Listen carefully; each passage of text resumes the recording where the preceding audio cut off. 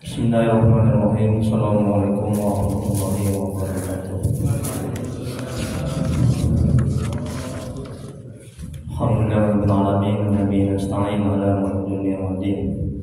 Asyhadu an la ilaha illallah wahdahu la syarika lah wa asyhadu anna Muhammadan abduhu wa rasuluh. Allahumma shalli wa sallim wa barik ala sayyidina Muhammad abdika wa rasulika nabiyil ummi wa ala alihi washabihi ajma'in. Rabbi shrah li sadri wa yassir li amri wahlul min lisani yafqahu qawli. Rabbana zidna ilma warzuqna fahma waj'alna minas sholihin. Ya Allah, ya Rabb, yang Maha Pengasih lagi Maha Penyayang, ampuni ya Allah dosa kedua orang tua kami. Ampuni ya Allah dosa kami ya Allah. Ampuni ya Allah dosa kaum muslimin dan muslimat ala ya'minahum. Ya Allah, mudahkan kami mencari ilmu, mudahkan kami mempelajari ilmu, mudahkan kami ya Allah memahami ilmu dan mengamalkannya ya Allah. Ya Allah, berkahi majelis ini, berkahi rumah kami ya Allah. Amin ya rabbal alamin. Mari kita mulai kajian manajemen qalbu, manajemen hati. Kita balikan karangan Syekh Imam bin Mu'attal As-Sakandari, semoga Allah merahmati dan meridhai. Dengan membacakan kitab pada penempatannya kita hadirkan Nabi Muhammad SAW kepada sahabat-sahabatnya, kemudian kepada tabi'in, untuk guru-guru kita, guru orang tua kita, serta kaum muslimin dan muslimat pada umumnya. Dan untuk Syekh Imam bin Mu'attal As-Sakandari, Al-Fatihah. A'udzu billahi minasy syaithanir rajim. Bismillahirrahmanirrahim. Alhamdulillahi rabbil alamin. Ar-Rahmanir Rahim. Maliki yaumiddin. Iyyaka na'budu wa iyyaka nasta'in. Ihdinas siratal mustaqim. Siratal ladzina an'amta 'alaihim ghairil maghdubi 'alaihim waladdallin. Amin. Hidayah anta maksudi wa ridhoka matludi. Ya Allah, Engkau yang kami tuju, ridhomu yang kami cari. Amin ya rabbal alamin. Bapak, Ibu, jemaah yang dirahmati Allah Subhanahu wa taala. Baik, kita lanjuti kajian manajemen hati, manajemen qalbu. Kita balikan hikmah yang ke-41. Nah, bagi yang belum mendapatkan hikmah yang ke-40, nanti bisa diambil setelah pengajian. Syekh Al-Imam Ibnu Athaillah As-Sakandari, semoga Allah merahmati dan meridhoinya. Amin. Beliau mengatakan dalam kitab Al-Hikam, kalam hikmahnya, jangan palingkan cita-citamu kepada yang selain Allah, sebab yang maha mulia tidak dipalingkan kepada yang lain oleh tujuan. Penjelasannya, ketika semangatmu terkait kepada sesuatu yang kau inginkan, kembalikanlah semangat itu kepada Allah. Jangan engkau gantungkan kepada selain Dia, karena Allah Maha Pemurah. Nikmat Allah melimpahi perjalanan siang dan malam. Dia senang diminta dan mengabulkan permintaan. Nah, jadi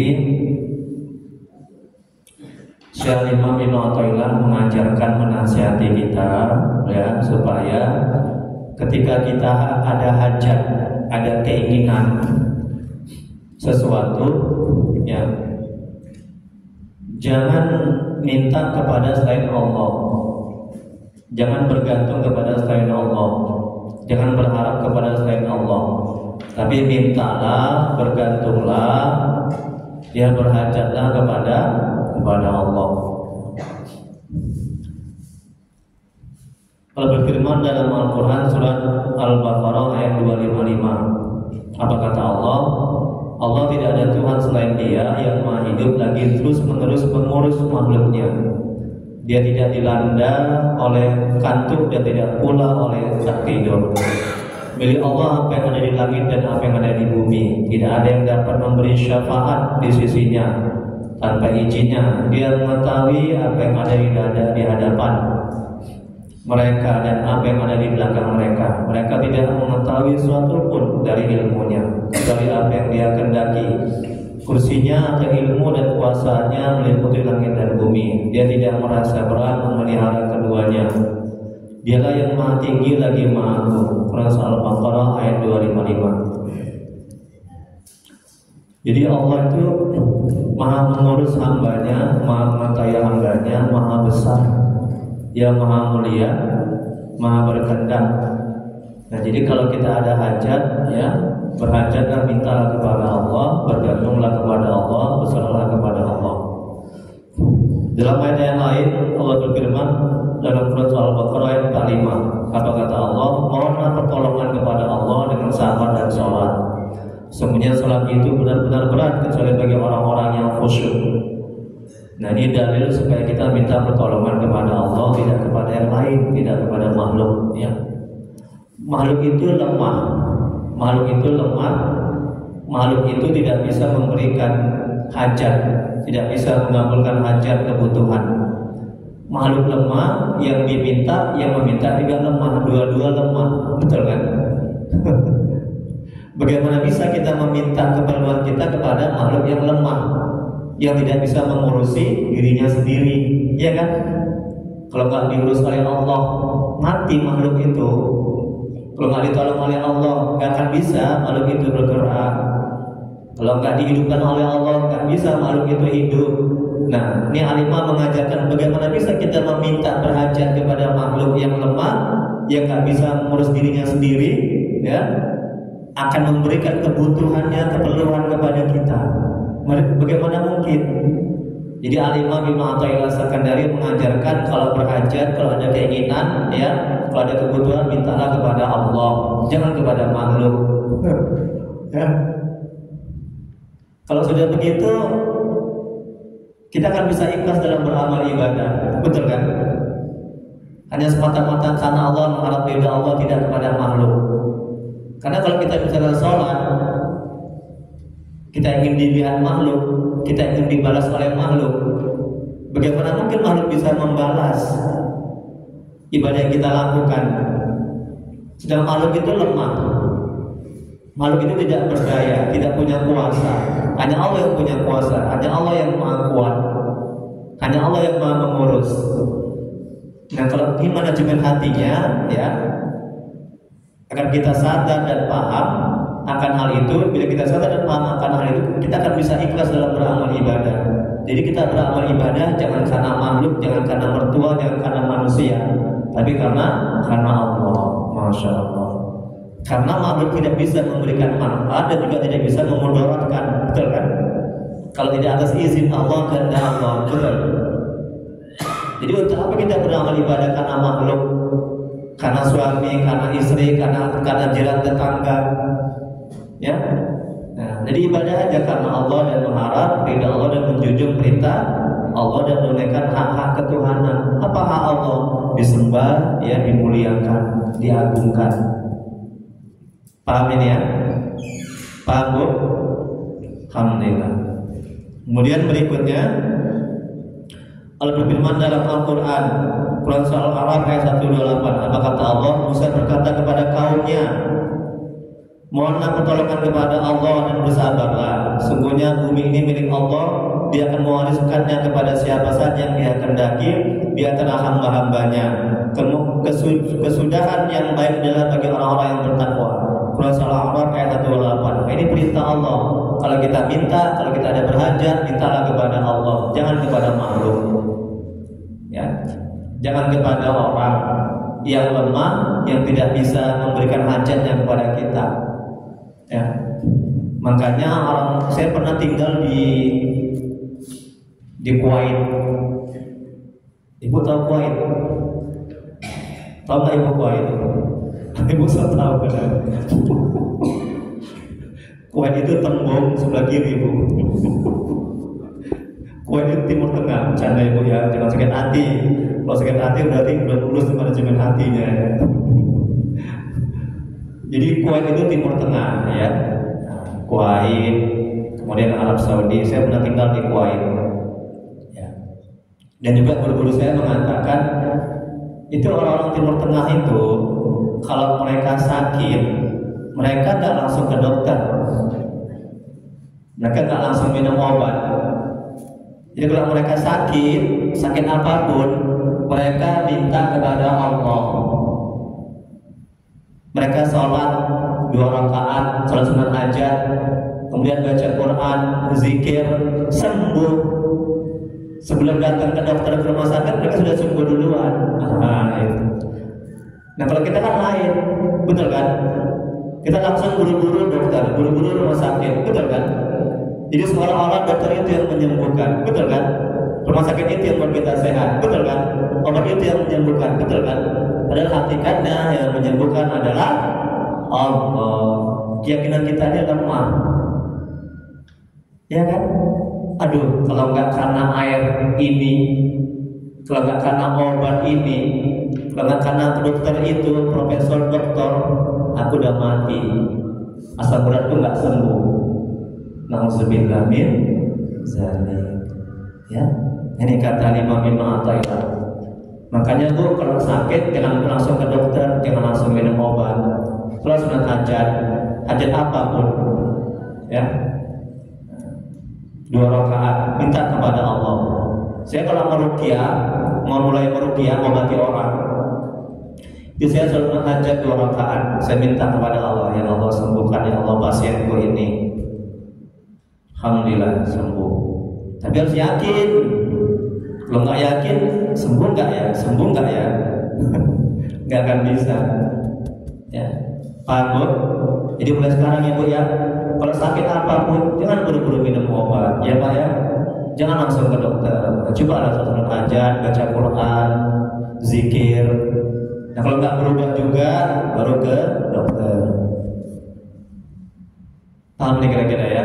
Nah seperti yang kata Imam ini, kalau kita minta, jangan minta kepada dokter, kepada obat, dimintalah kepada Allah ya. Kemudian berikutnya ayat yang lain, Allah berfirman dalam Al-Quran, berdoalah kepadaku, aku akan kabulkan doa kalian. Ini perintah Allah nih kan, minta kepada Allah. Sungguh orang-orang yang menyombongkan diri karena enggan beribadah kepadaku akan dimasukkan ke dalam neraka jahanam dalam keadaan hina. Quran Surah Ghafir ayat 60. Jadi juga dalilnya juga minta kepada Allah, jangan kepada makhluk yang lemah, yang nggak bisa mengurus dirinya sendiri tanpa diurus oleh Allah. Kita sakit sedikit aja kaki kita sudah meriang-meriang, dia nggak bisa jalan, betul kan? Apa yang mesti kita sombongkan? Bagaimana mungkin kita minta kepada makhluk yang sakit sedikit aja, dia nggak bisa bergerak, nggak bisa berjalan, ya kan? Dikasih asam urat aja sedikit, dia nggak bisa sholat, nggak bisa ibadah, hanya terlentang aja ibadahnya. Bagaimana mungkin kita minta kepada makhluk yang lemah seperti itu, yang nggak bisa mengurus dirinya sendiri tanpa bantuan pertolongan Allah? Makanya Imam mengajarkan minta kepada Allah, jangan kepada makhluk. Kemudian berikutnya hadis Nabi dalam sebuah hadis qudsi, ya Rasulullah SAW bersabda, Allah berfirman, wahai hambaku, kalian semua kelaparan kecuali orang yang aku berikan makan, maka mintalah makan kepadaku, niscaya aku akan berikan. Wahai hambaku, kalian semua tidak berpakaian kecuali yang aku berikan pakaian, maka mintalah pakaian kepadaku, niscaya akan aku berikan. Hadis riwayat Muslim. Emang nih, ya kan? Ya, Nabi juga begitu mengajarkan umatnya, ya untuk kalau kita minta kepada Allah, jangan kepada makhluk. Kemudian berikutnya, wahai hamba Allah, bila engkau meminta kepada Allah di saat dekat dengan Allah, mintalah agar Dia memperbaiki semua yang ada pada dirimu. Berdoalah ya Allah, perbaiki semua keadaanku. Mintalah kepada Allah agar Dia memperbaiki keadaanmu, disertai perasaan ridho terhadap semua ketentuannya, yakni dengan kepasrahan dan sikap rela terhadap semua qada dan qadar Allah. Ini kalau kita berdoa, ya Allah, perbaiki semua keadaanku. Apa keadaan kita? Ya agama kita, akidah kita, rezeki kita, ya kan? Nah, hati kita perbaiki dari yang hati yang rusak, iri, dengki, takabur, sombong, dendam, susah memaafkan.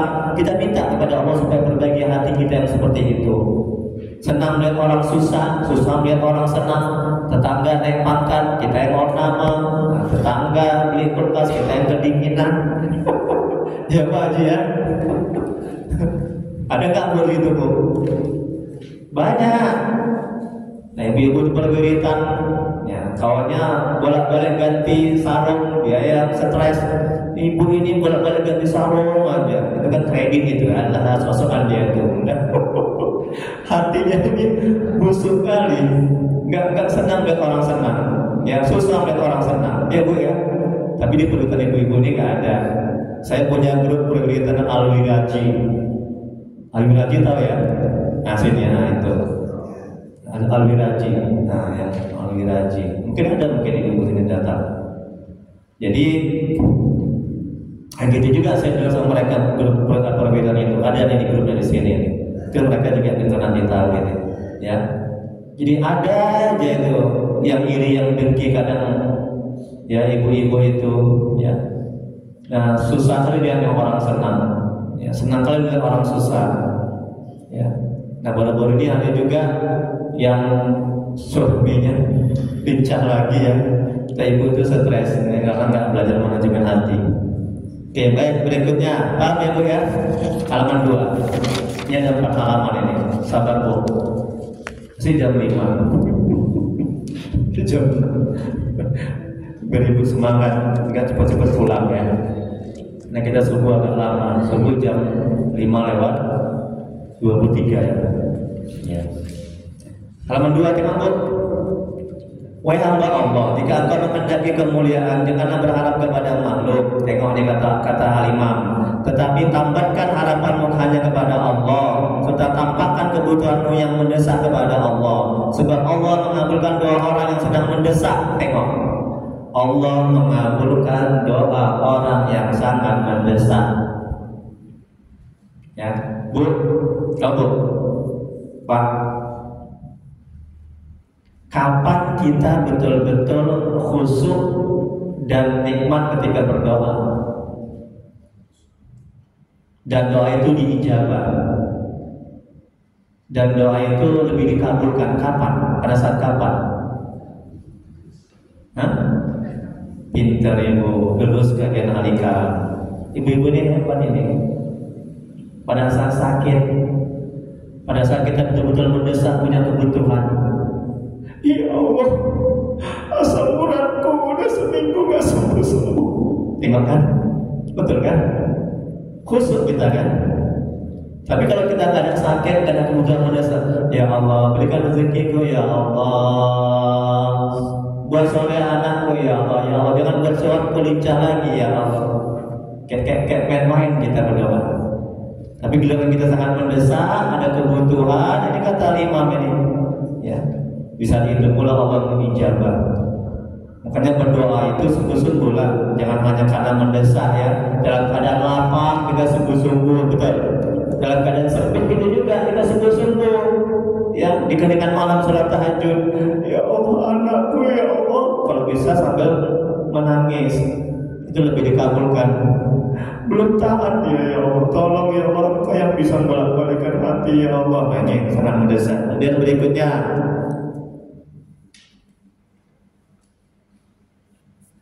Sebab Allah mengabulkan, tengok nih kata Imam Ibnu Athaillah sebenarnya dalam kitab ini. Sebab Allah mengabulkan doa orang yang sedang terdesak. Dia bisa melenyapkan bahaya dan merasa senang jika diminta oleh hambanya. Siapa yang meminta kepada makhluk tidak kepada Allah, ia akan menjadi sangat hina. Tengok kan? Siapa yang minta kepada makhluk, kepada orang, dia kurang beradab dan sangat hina. Kalau gitu Ustaz nggak boleh minta tolong sama makhluk? Boleh, bukan berarti nggak boleh. Pak tolong apa? Ya, beri saya pinjaman uang, beri saya utang, karena saya mau bayar uang sekolah anak saya. Ya nggak apa-apa, nggak salah, boleh. Tapi ingat, jangan langsung kepada makhluk, itu yang pertama. Kita minta kepada Allah dulu, ya Allah beri kemurahan rezeki, ya, agar aku bisa membayar uang sekolah anakku, sehingga aku semakin dekat dan mengenalmu. Begitu harus kita kaitkan dengan akhirat. Jangan hanya ya Allah beri aku rezeki agar bisa bayar utang. Itu nggak baik. Tapi kita kaitkan dengan akhirat. Ya Allah, beri aku rezeki, amin ya. Ya Allah, beri aku rezeki agar aku bisa bayar hutang sehingga aku khusyuk dalam beramal ibadah. Kita kaitkan kepada akhirat. Amin ya. Jangan hanya semata-mata agar bisa bayar hutang, titik. Itu nggak baik. Ya, ini kaji kita sudah mulai tingkat tinggi. Ya, jangan lagi kayak orang awam. Ya. Ditambahkan, kaitkan dengan akhirat, dengan ibadah. Karena banyak orang yang dilunasi hutang tapi semakin jauh dari Allah. Betul? Ya kan Pak Haji? Banyak orang yang dilunasi hutang sama Allah, tapi dia semakin jauh dari Allah. Lupa sholat, lupa ibadah, lupa tahajud, lupa berdoa. Makanya kita kaitkan, ya. Jadi tadi boleh minta kepada makhluk, tapi terlebih dahulu minta kepada Allah. Itu yang pertama. Yang kedua, ketika minta kepada makhluk, sadarkan ini manajemen hatinya, sadarkan dalam hati akal pikiran kita bahwa kita meminta kepada makhluk untuk menjalankan perintah Allah. Itu saling tolong menolong. Karena Allah perintahkan dalam Al-Quran supaya kita saling tolong menolong. Yang kedua, sadarkan dalam hati akal pikiran kita bahwa yang menghasilkan hajat kita, yang membantu pada hakikatnya, yang memberi pada hakikatnya adalah Allah. Nah, begitu. Sehingga kita bersyukur kepada Allah dan semakin dekat dan mengenal Allah, dan kita akan berterima kasih kepada makhluk yang menjadi jalan wasilah sampainya nikmat kepada kita. Paham? Jadi hakikatnya bukan makhluk yang memberi, betul kan? Tapi Allah. Makhluk itu kalau nggak digerakkan oleh Allah dia nggak bisa memberi, betul? Betul Bu? Makhluk itu kalau nggak digerakkan hatinya untuk memberi kita dia nggak bisa memberi. Nah begitu kan Cina, tasawuf, manajemen hati. Ya. Jadi kita nggak terlalu mengagung-agungkan. Oh kalau nggak bapak itu, oh kalau nggak dia, kita nggak akan begitu. Nah hati akal pikiran kita nggak akan bersandar berharap kalau cinta kepada makhluk, kepada suami, kepada istri. Nah begitu dia kajinya. Tapi hati kita hanya bersandar berharap dan lebih mencintai menyayangi Allah Subhanahu Wa Taala. Ibu begitu juga, Ustaz, saya mau bunuh diri Ustaz, kata ibu itu. Ya, nggak sanggup saya Ustaz dengan suami saya Ustaz.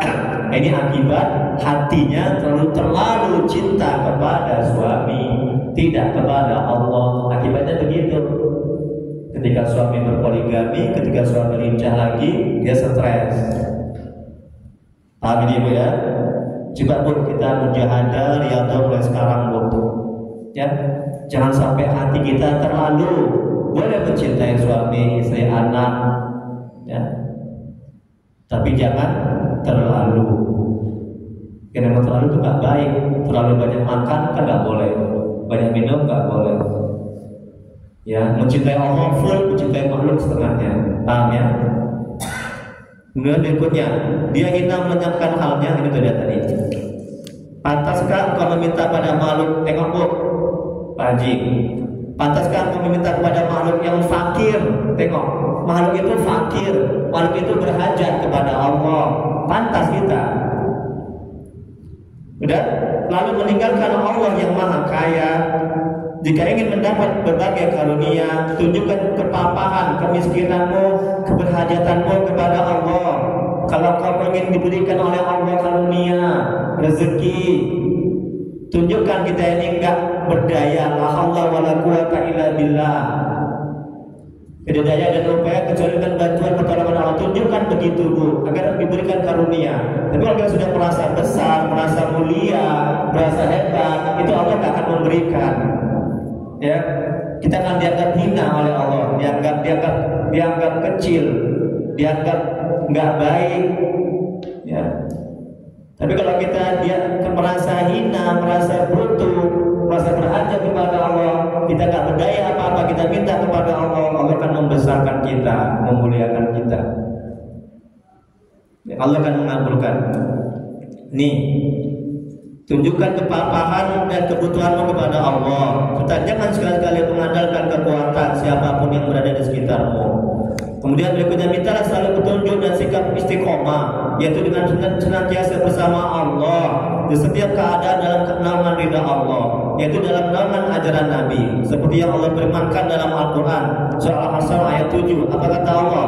Apa yang diberikan Rasul kepadamu, terimalah. Apa yang dilarangnya bagimu, tinggalkanlah. Bertakwalah kepada Allah. Sungguhnya Allah sangat keras hukumannya. Tengok. Kemudian berikutnya, ketika engkau berdoa, jangan sampai perhatianmu tertuju kepada terpenuhinya hajatmu sehingga engkau terhijab dari Allah. Dalam munajat, arahkanlah perhatianmu kepada Allah.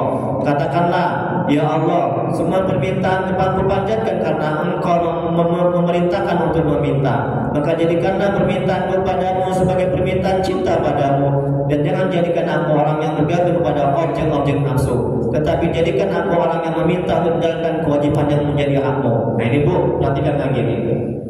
Kalau kita berdoa, kita meminta, ini manajemen hatinya, agar kita tidak stres salah menderita ketika apa yang kita minta belum dikabulkan. Bukan tidak dikabulkan, tapi belum dikabulkan. Ya, kalau tidak dikabulkan berarti tidak ada harapan, berarti Allah ingkar janji. Maha suci dari Allah dari ingkar janji. Nah, perhatikan ini kata 5. Kalau kita meminta berdoa, jangan jadikan doa kita itu sebagai tujuan tercapainya apa yang kita inginkan. Misalnya kita punya hutang, ya, nah kita minta kepada Allah supaya dilunasi hutang. Jangan semata-mata tujuan kita berdoa supaya lunas hutang, supaya lunas hutang, jangan. Ya, kalau itu yang kita lakukan, ketika hutang belum lunas, kita akan stres, sengsara, menderita. Kita akan berhenti beribadah, kita akan berusaha kepada Allah. Paham ini ya? Jangan di hati kalau pikiran kita lunas hutang, lunas hutang, lunas hutang, lunas hutang, lunas hutang. Dapat duit, bisa makan, anak soleh ketika berdoa. Paham ya? Paham kan? Tapi jadikan doamu itu, tapi bergantung bersandar kepada Allah, kepada rahmatnya, kepada karunia-Nya, dan jadikan doamu itu sebagai ubudiyah, sebagai ibadah dan menjalankan hak-hak ketuhanan. Jangan hanya semata-mata objek nafsu-nafsu kita ketika berdoa. Itu kurang baik. Kalau orang awam, ya nggak apa-apa lah. Orang awam, orang yang ngerti ilmu agama. Kita kan bukan awam lagi, kita kan sudah belajar ahlikam ini. Ya, jangan lagi lah seperti itu. Ya, kalau orang yang baru belajar agama, yang nggak ngerti ilmu agama, nggak apa-apa. Tujuan dia berdoa itu semata-mata supaya lunas hutang, supaya sembuh sakitnya. Itu orang awam. Paham ini ya?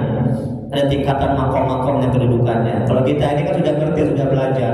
Jangan lagi lah kita berdoa semata-mata supaya sembuh sakit. Jangan lagi lah kita berdoa supaya lunas hutang. Jangan lagi lah kita berdoa supaya anak soleh. Jangan lagi semata-mata itu tujuannya. Paham ini ya? Itu tujuan yang kedua. Jadi niatkan kita berdoa itu karena Allah, mengharap perintah Allah, menjalankan perintah Allah sebagai ubudiyah, sebagai ibadah, dan juga menjalankan hak-hak ketuhanan. Apa hak Tuhan? Hak Tuhan adalah diagungkan, dimuliakan, disembah. Ya, nikmat ketika doa kita belum dikabulkan, kita nggak akan stres, sengsara, menderita. Ya, kita bisa bersadar. Ketika doa kita dikabulkan, kita tak jumawa, tak ujub, tak merasa hebat, tak merasa mulia. Oh, ini karena doaku. Ya, dirusak hati kita, amal ibadah kita. Ya, itu setan masuk. Nafsu juga membantu supaya kita merasa hebat, merasa mulia. Itu masjid itu gak akan terbangun itu kalau gak doaku. Nah gitu. Jadi ujub kan.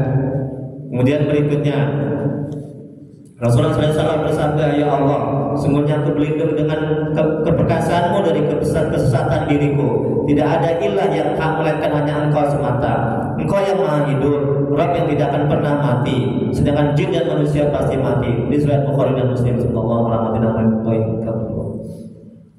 Kemudian Rasulullah SAW bersabda dalam hadis yang lain, sesungguhnya Allah berfirman, apakah ada orang yang berdoa, maka aku akan mengabulkan doanya. Apakah ada orang yang meminta, maka aku akan memberinya. Dan apakah ada orang yang memohon ampunan, maka aku akan mengampuninya. Di surat Bukhari dan Muslim, semoga Allah meridai mereka.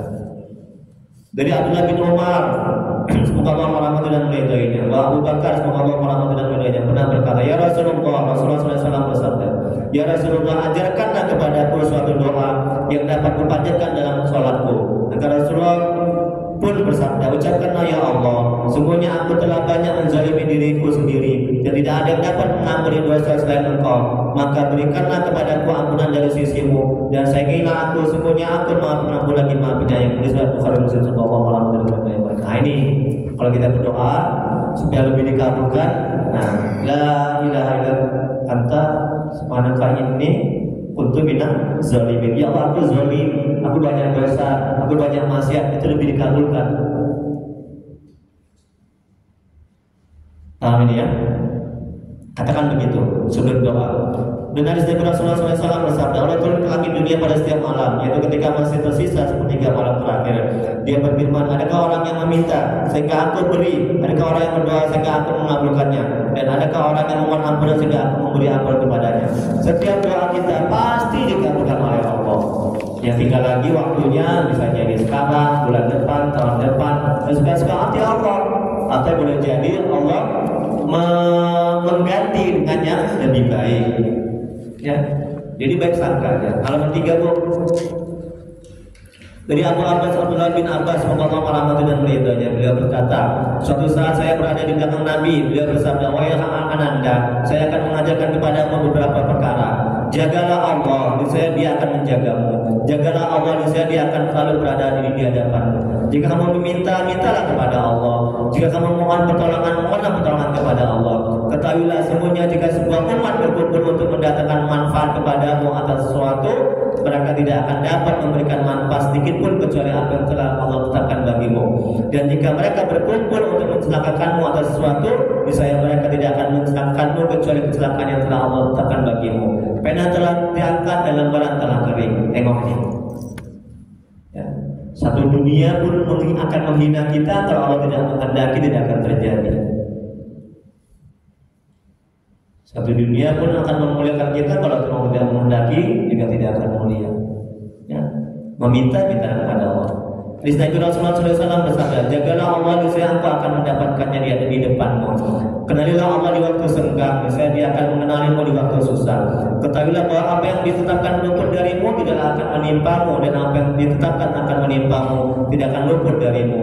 Ketahuilah bahwa kemenangan bersama kesabaran, dan kemudahan bersama kesulitan, dan kesulitan bersama kemudahan. Di surat Tirmidzi, semoga Allah merahmati dan meridainya.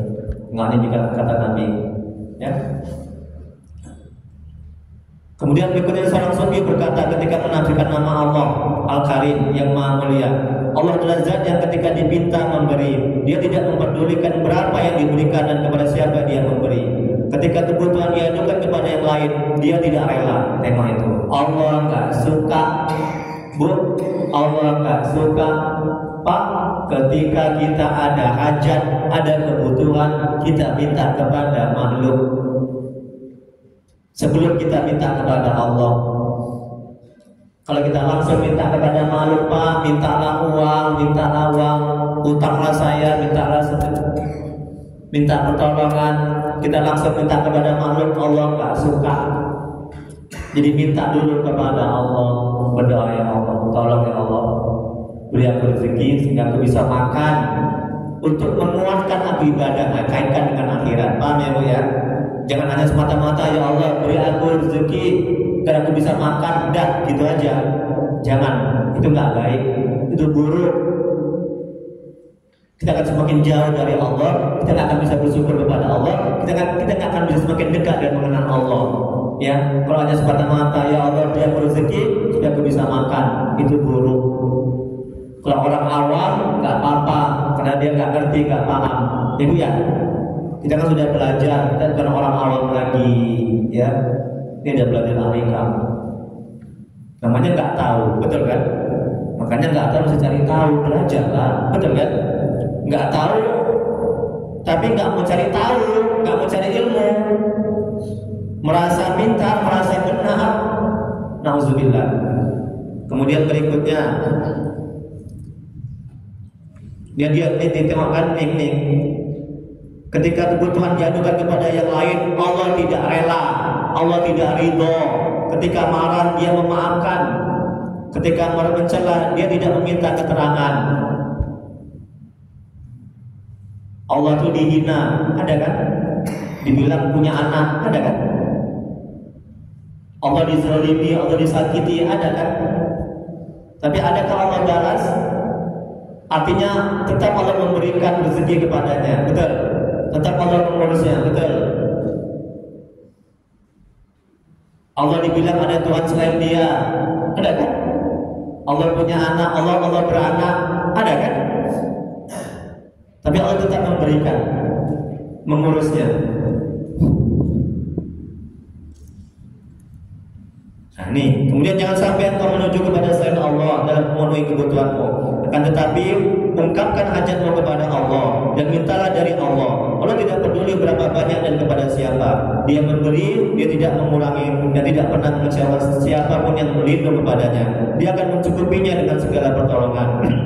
Lalu Allah berfirman dalam Al-Quran, Surah Ibrahim ayat 34, dan dia yang telah memberikan sebagian dari apa yang kamu minta. Dan jika kamu hitung nikmat Tuhan itu, saya kamu tidak akan dapat menghitungnya.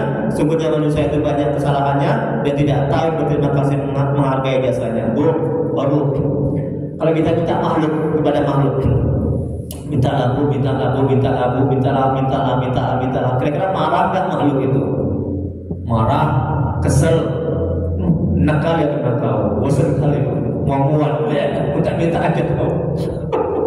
Tapi Allah juga tengok, semakin banyak kita minta, semakin senang dia, semakin suka dia. Ya makanya dikata Imam, janganlah berhajat kepada makhluk, minta kepada makhluk ya, udah kepada Allah aja. Kalau perlu minta kepada makhluk ya boleh, tapi minta dulu kepada Allah.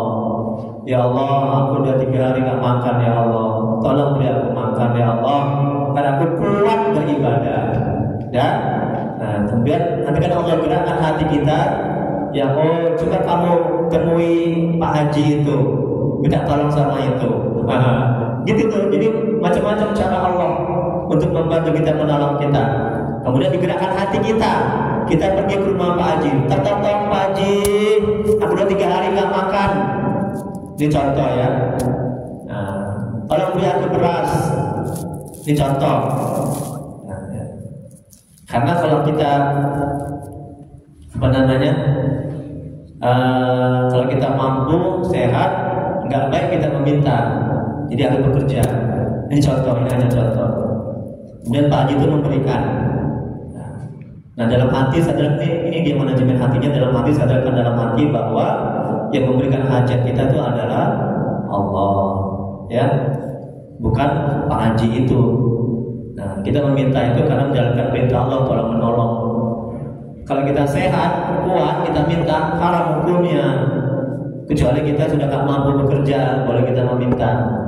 Sekali lagi, kalau kita sehat, kuat, haram hukumnya meminta.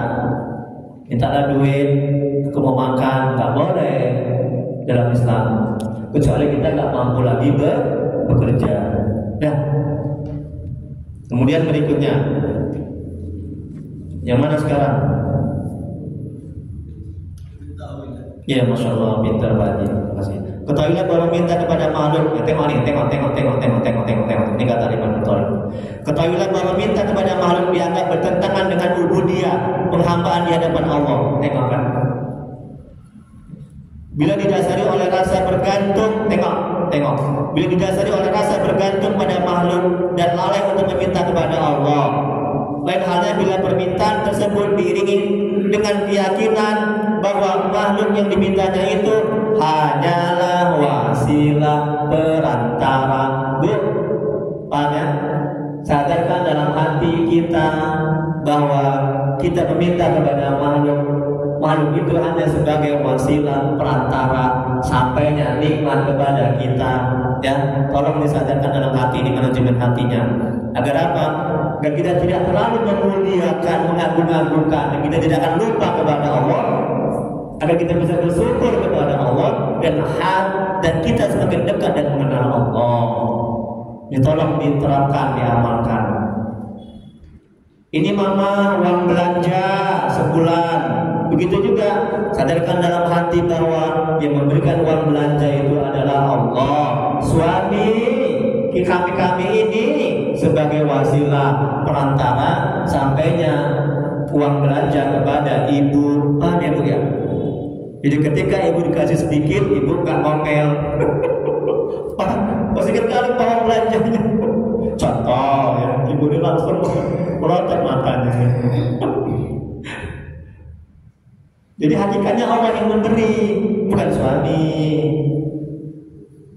Hati ini kita kelola, manajemen hatinya itu. Paham ya Bu ya? Jadi kita bisa ridho, kita akan bisa bersyukur kepada suami, kepada Allah. Makasih ya Abang ya. Semoga Allah membalas kebaikan Abang. Doakan Bu, jangan tanya mana belanja, minta. Taunya menuntut hak aja ya. Di rumah pakai compang-camping ya, nggak pakai hijau, nggak pakai celah, nggak bedahan, giliran kondangan, waduh, udah kayak mau nyanyi aja. Ustaz ini bukan ibu-ibu sini, ibu sana ya. Di rumah itu harus rapi lah juga ya. Jadi sampai suami semangat dan suami belanja yang banyak. Ini kalau kondangan aja, kalau ke pesta. Oke, bercanda ya Bu ya. Kemudian berikutnya sebagai wasilah terang. Tetapi yang sebenarnya memberi adalah Allah sebagai satu-satunya tempat bergantung. Ini tidak bertentangan dengan ubudiyah. Tengok kan, nggak bertentangan kita meminta kepada makhluk. Ya, tapi kepada Allah. Tapi itu tadi sadarkan dalam hati. Kemudian timbulkan kesadaran dalam. Kemudian berikutnya Bu, timbulkan kesadaran dalam hati ketika meminta pertolongan kepada orang lain bahwa yang menggerakkan ia adalah Allah. Tengok. Ya, yang menggerakkan hatinya, yang menggerakkan hatinya, yang menggerakkan badan semuanya adalah Allah, sehingga dia bisa memberi kepada kita. Ia sebagai perantara dan sebab untuk sampai kepada musabab. Dia hanya sebagai sebab makhluk itu. Ya. Musababnya yaitu Allah Subhanahu wa taala. Terakhir, udah ini hikmah ke-42. Jadi hari ini 2 hikmah. Nah, ya, karena ini cuma satu lembar, jadi saya gabung. Oke, kita buka pertanyaan dulu, nanti kita lanjut di hikmah yang ke-42. Sama juga ini masih berkaitan dengan hikmah yang ke-41, ya kan? Kalau yang 42, janganlah saya minum atau rasakan dari. Janganlah sekali-sekali engkau mengadukan kebutuhan pada yang lain selain Allah. Betul. Padahal dialah yang memberikan kepadamu. Masya Allah, Allah.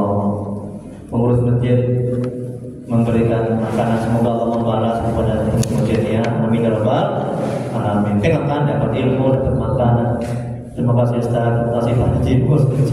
Alhamdulillah. Juga babi ai ala rabbikuma tukadziba. Apa artinya Ustaz Haji? Nikmat kamu dustakan. Tengok itu. Mana kalimatku ya Allah. Tapi maksiatku lebih banyak. Juga supaya kita bisa bersyukur juga, masya Allah, nggak bisa dibayangkan. Yang ibu duduk-duduk nongkrong di situ, mana ada yang ngasih nasi, nggak dapat ilmu. Ini tinggal duduk aja dengar udah dapat ilmu ya kan, dapat nasi, dapat makanannya lagi nih. Jangan tengok makanannya ya Bu ya, tapi tengoklah keberkahan, keikhlasan pengurus-pengurus yang memberi. Nanti masa cuma roti, jangan gitu ya. Niat kita, niatnya lurus, cari ilmu ya. Niat kita cari ilmu, tempat dikasih itu. Silakan Bu, Bapak bertanya. Kalau ada yang tanyakan sebelum kita lanjut ke hikmah yang 42. Jadi kalau hikmah yang 41 ini, Bu, Syekh Al-Imam bin Muhammad Al-Sakandari mengatakan, jangan palingkan cita-citamu kepada yang selain Allah. Maksudnya, kalau engkau ada berhajat, ada meminta, ada kebutuhan, mintalah kepada Allah. Ya. Kemudian kata Imam, sebab yang maha mulia yaitu Allah tidak dipalingkan kepada yang lain oleh tujuan. Jadi kalau misalnya kita punya tujuan, punya kehendak, punya keinginan, punya maksud, ya tujukan kepada Allah, jangan kepada yang lain. Boleh minta kepada makhluk, silakan. tapi di awal itu lebih jauh minta kepada Allah. Kalau kita minta kepada makhluk, itu yang kedua. Ya, sadarkan dalam hati akal pikiran kita makhluk sebagai wasilah perantara sampainya nikmat kepada kita. Makhluk, kalau makhluk Allah yang menggerakkan hati makhluk sehingga dia bisa memberikan kepada kita. Paham ini ya? Tolong diamalkan ini, tolong diamalkan. Sama-sama kita amalkan. Begitu kita tak stres, secara menderita, ketika apa yang kita minta kepada makhluk tidak diberi. Ketika kita diberi, kita akan merasa mulia, merasa wujud, merasa mendewa-dewakan, memulia-muliakan. Oh, kemana Pak Haji? Oh iya Pak Haji, menyembah-nyembah. Ada gitu kan? Ada kan? Sampai menyium kakinya ada kan? Ada, saya lihat di YouTube itu. Dikasih dia uang, dicium kaki si makhluk itu. Nauzubillah. Ya, lupa dia kepada Allah. Hakikat yang memberikan itu adalah Allah. Sehingga hati akan pikirannya bergantung, bersandar dan terlalu mencintai, menyayangi si makhluk. Rusak amal ibadahnya. Menderita dan stres. Ketika makhluk tidak memberi lagi, dia marah stres. Lupa mana, kok nggak diberi lagi, kok nggak dikasih lagi. Silakan bertanya. Ya, ini silakan Pak Haji. Apa kabar Pak Haji, sehat? Alhamdulillah, Pak Haji dapat pahala. Silakan Pak Haji. Ya.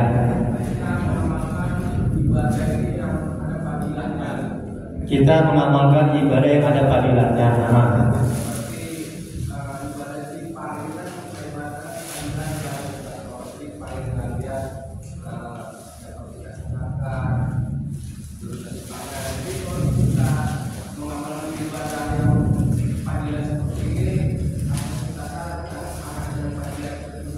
Iya, pintar. Terima kasih Pak Haji ya.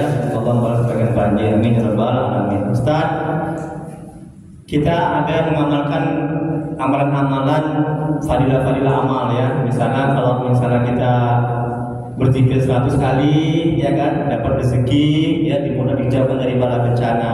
Nah itu bagaimana Ustaz? Apakah boleh atau apakah bisa seperti itu? Apakah tidak bertentangan? Itu Pak Haji ya pertanyaannya ya. Ya silakan, tidak apa-apa.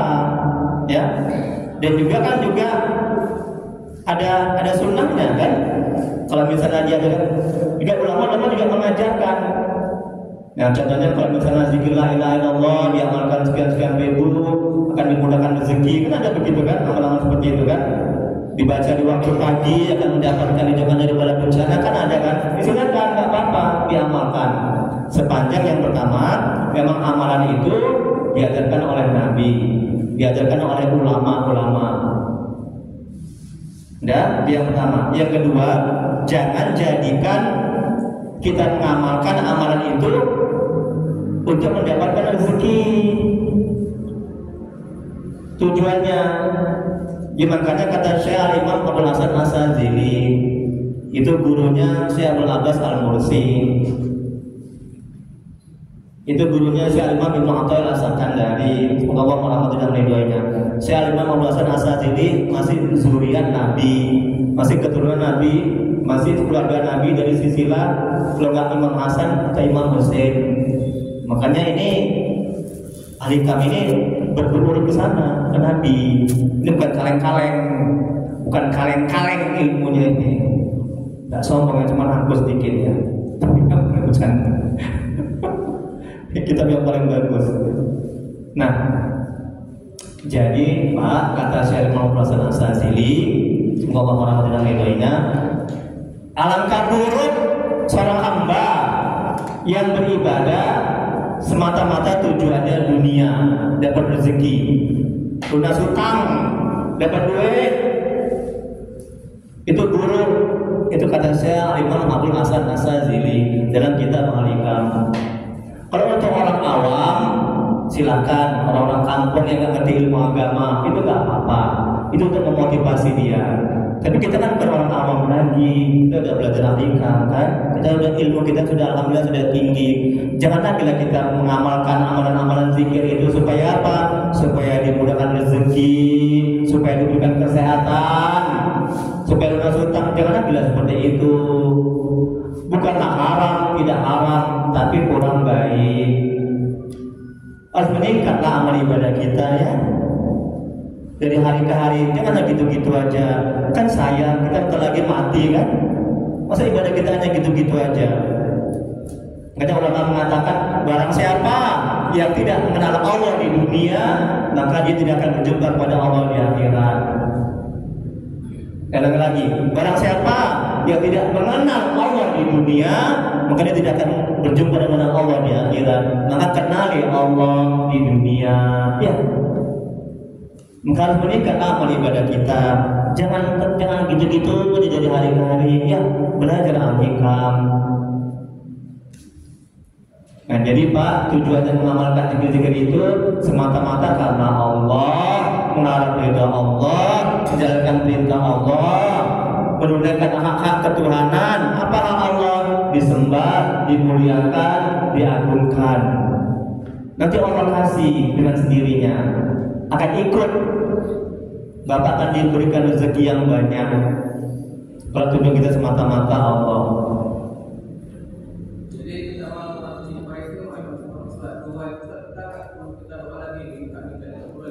Nah, kalau kita sudah duha, kita nggak perlu doa. Doa kan perintah Allah, perintah Nabi. Apa kata Allah? Auzubillahi minasyaitonir rajim. Ud'uni astajib lakum. Itu kata Allah. Kan perintah Allah. Mintalah, maka akan aku kabulkan. Jadi kita minta itu semata-mata sekali lagi luruskan niat kita. Kita minta semata-mata menjalankan perintah Allah. Kan Allah suruh kita minta. Ya, ya Allah beri aku rezeki, beri aku kemudahan, lunasi hutangku. Ya nggak apa-apa minta seperti itu. Ya, ya, Ustaz. Iya, pintar Ustaz.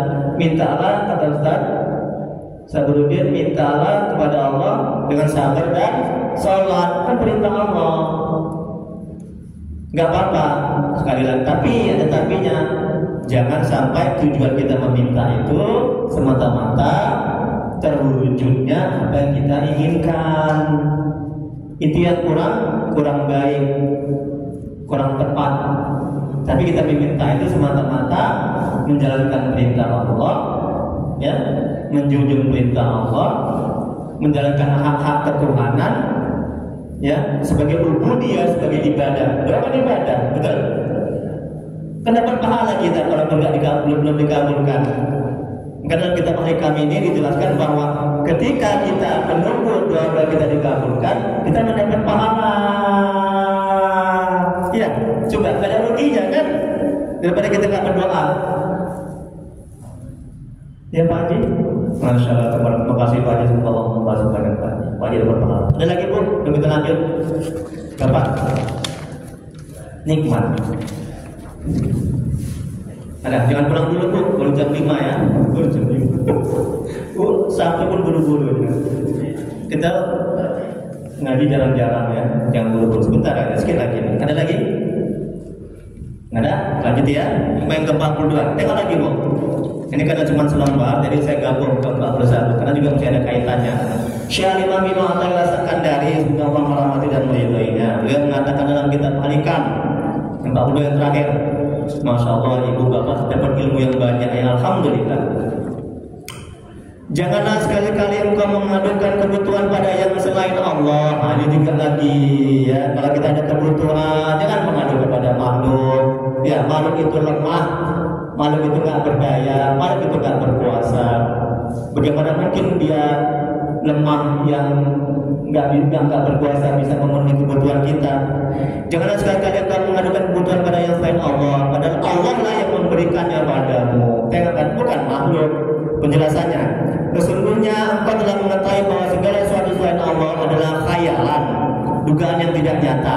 Jika Allah menetapkan bagimu kebutuhan, kemiskinan, kesulitan atau hal-hal lainnya, maka gantungkanlah hal itu kepada Allah.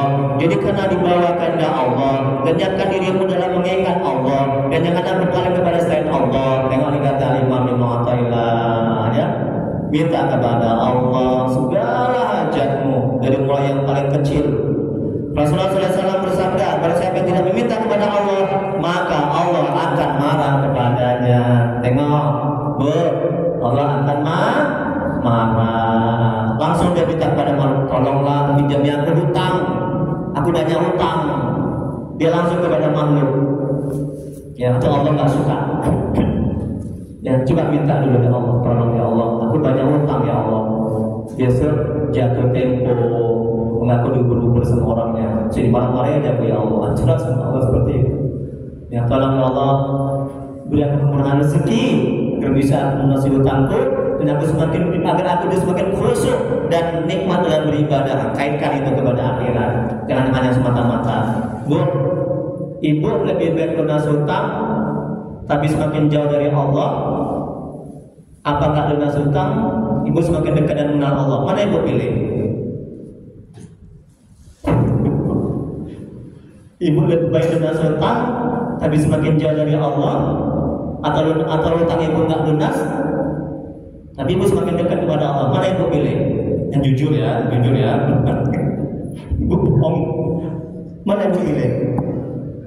Pilih ya lunas hutang nggak lunas tapi semakin dekat mengenal Allah, semakin khusyuk ibadah. Ya Allah, punya hutang ya Allah. Semakin nikmat dalam beribadah, semakin rajin tahajud, semakin banyak kita sedekah. Ya. Tapi juga jangan disengaja. Udahlah mau lunas hutang lah. Ibu digedor-gedor terus sama yang punya hutang. Juga nggak boleh. Kalau kita punya hutang, kita menunda-nunda membayar, zalim itu dosa, haram hukumnya. Kalau kita sudah punya kemampuan membayar, bayar hutang kita. Kemudian berikutnya, Syekh Ali Ad-Daqqaq semoga Allah merahmati dan meridhoinya berkata, di antara ma'rifat mengenal Allah adalah tidak meminta semua kebutuhanmu kecuali kepada Allah, kecil maupun besar. Seperti ketika Nabi Musa alaihissalam, semoga Allah merahmati dan meridhoinya, memohon untuk melihat Allah. Dia berkata, ya Tuhanku, nampakkanlah diri Engkau kepadaku dan aku dapat melihatmu. Pada suatu hari Nabi Musa membutuhkan roti.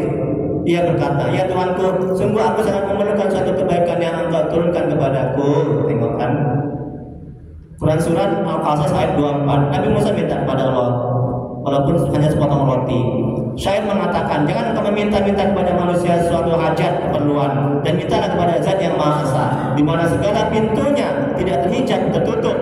Karena Allah marah jika engkau meninggalkan dan tidak mau memohon kepada Allah. Sedangkan manusia akan marah ketika diminta sesuatu padanya. Tengok kan, manusia marah, minta, nak bosan, kau aja yang datang, kau aja yang minta. Kalau Allah maha senang dia. Kemudian yang terakhir, ada beberapa cara agar permintaan kita kepada Allah lebih diperhatikan Allah. Salah satunya mendoakan orang lain. Allah memberikan kepada kita apa yang kita minta. Ada kalanya dengan sebab yang kita ketahui, dan ada kalanya dengan sebab yang tidak kita ketahui. Tetapi masalahnya selesai. Tengok tuh. Makanya agama mengajarkan banyak mendoakan orang lain. Saya kalau naik mobil, tadi kemarin juga kan, saya lihat saya lewat pajak kambing. Tidak bermaksud dia untuk berbagi ya, supaya bisa diamalkan. Banyak orang-orang yang jual ikan, jual sayur, narik beca segala macam dalam mobil. Ya Allah, beri kemurahan rezeki kepada mereka sehingga mereka semakin dekat dan mengenalmu. Banyak mendoakan, karena kita nggak tahu doa kita dikabulkan buah dari orang mendoakan kita. Betul? Kalau kita mendoakan orang, malaikat juga mendoakan persis apa yang kita doakan. Betul kan? Bu, kalau malaikat mendoakan terkabul tidak? Nggak mungkin nggak terkabul. Malaikat setiap hari bertasbih, betul? Nggak ada dosa, nggak terhijab dia kepada Allah. Kita yang banyak dosa dan maksiat. Makanya saya kalau berdoa, saya berwasilah kepada Nabi. Saya minta tolong kepada Nabi. Saya nggak sampai saya banyak dosa, banyak maksiat. Jadi kalau saya berwasilah kepada Nabi, ya Nabi kan mendoakan saya, mengabulkan, mengaminkan, sehingga bisa terkabul. Doa Nabi tidak tertolak. Kemudian berikut yang terakhir, bila urusan kita diselesaikan oleh makhluk, itikadkan dalam hati Allah yang memberi. Makhluk hanya sebab. Tengok, bila kita tidak ingat Allah berbuat semua itu, maka hati kita terhijab dan tercela. Kesimpulannya, bila kita ada hajat, maka mintalah kepada Allah. Setelah itu kita boleh minta kepada makhluk, barangkali itu menjadi sebab datangnya pertolongan Allah. Jadi kelanjutannya yang terakhir, ya mungkin ada anak sekolah mungkin yang mau mengantar sekolah, sudah selesai. Nanti kita doa dulu. Ibu doa sebentar bu, doa bisa doa sebentar aja, ya doa biar ambil berkahnya ya. Ya Ustaz kita doa dulu sebentar ya, doa ya, biar ambil berkahnya ya. Nah sudah selesai kita doa. Ya bu ya, mungkin kalau ada pertanyaan di WA aja ya, atau bulan apa yang akan datang ya. Ini ada juga nomor kita doa ya, doa. Udah jam 7, ada pengantaran. Astagfirullahaladzim, Bismillahirrahmanirrahim. Alhamdulillahirabbil alamin. Hamdan yu'affi ni'amahu wa yukafi mazida. Ya Rabbana lakal hamdu kama yanbaghi li jalali wajhika wa 'azimi sultanik. Allahumma shalli ala sayyidina Muhammad wa ala ali sayyidina Muhammad. Ya Allah ya Rahman ya Rahim, bertawasul kepada-Mu ya Allah dengan keberkahan dan kemuliaan Nabi Muhammad SAW kepada sahabat-sahabatnya. La ilaha illa subhanaka inna kunna minaz zalimin. Ampuni dosa orang tua kami, ampuni dosa orang tua kami, saudara kami, ya Allah yang telah mendahului kami. Jauhkan mereka dari siksa kubur-Mu, jadikan kubur mereka taman-taman surga-Mu, tempatkan mereka di surga-Mu sebagai surga ya Allah. Ya Allah tolong ya Allah, dosa dan maksiat kami ya Allah. Ampuni sebesar apapun masa lalu kami, lima amal ibadah kami, lima tempat kami, kasihanlah kami ya Allah. Ya Allah, ampuni dosa kaum muslimin dan muslimat al-ahya minhum wal amwat. Rabbana atina fid dunya hasanah wa fil akhirati hasanah wa qina azabannar. Wa sallallahu ala sayyidina Muhammad wa ala alihi wasallam. Subhana rabbika rabbil izzati amma yasifun wa salamun alal mursalin walhamdulillahi rabbil alamin. Allahumma shalli ala sayyidina Muhammad. Taqabbalallahu minkum. Assalamualaikum warahmatullahi wabarakatuh. Sudah tadi materinya yang ke-40 diambil di depan. Ini masih banyak lagi, jadi saya dapat pahala yang banyak.